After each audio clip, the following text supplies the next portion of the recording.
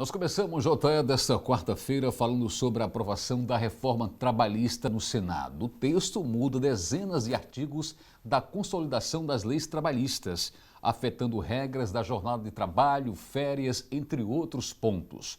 Procuramos um especialista que vai esclarecer como as mudanças na legislação podem mexer com a vida do trabalhador.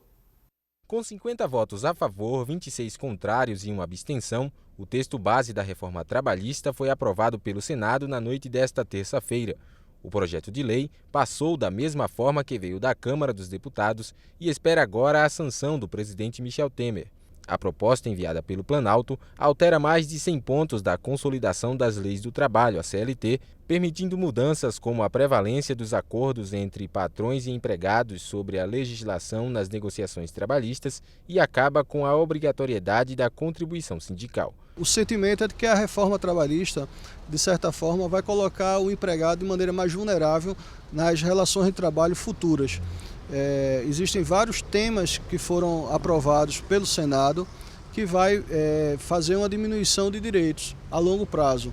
Embora ela tenha sido criada com o objetivo de promoção de empregos, mas, ao que tudo indica, esses empregos que serão gerados ou os que já existem serão, de certa forma, precarizados com a reforma trabalhista.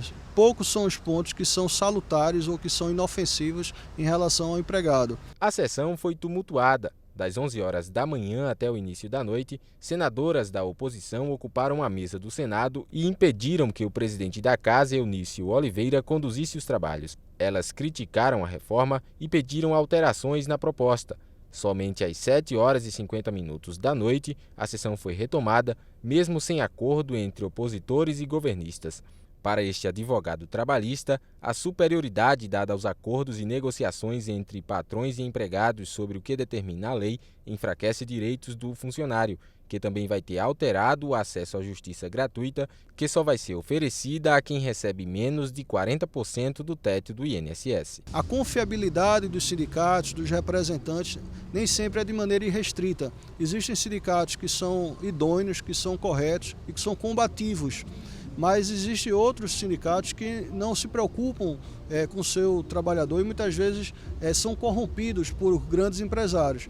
E aí o que ficar decidido nesses acordos de sindicato vai ser a palavra final em relação ao futuro de várias categorias profissionais. Questões constitucionais como o direito a férias, a proibição do pagamento de salário inferior ao mínimo e a jornada de trabalho permanecem garantidas, apesar de mudanças na aplicação.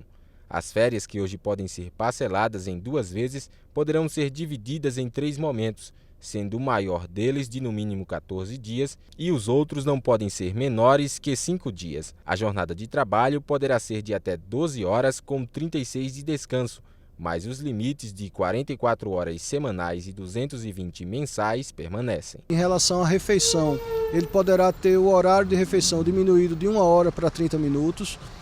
O tempo que ele gasta para chegar ao trabalho, principalmente em relação aos empregados que tenham dificuldade de acesso a transporte público.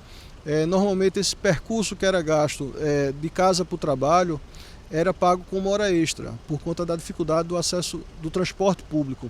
Isso aí não vai poder mais ser caracterizado ou discutido como hora extra.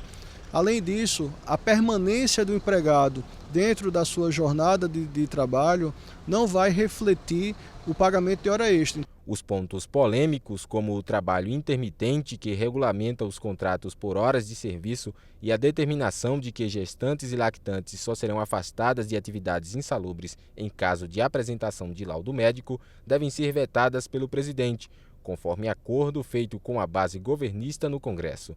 Já o trabalho remoto passa a compor a lei, junto com a criação da figura do autônomo exclusivo. Agora a reforma ela trata isso de maneira mais específica, fazendo com que o trabalhador possa desempenhar seus afazeres a partir da própria residência ou de algum outro local, sem que necessariamente compareça à empresa. Para se resguardar de prejuízos no cumprimento das relações de trabalho, o ideal é que o empregado fique atento aos detalhes do contrato e aprimore o diálogo com o empregador.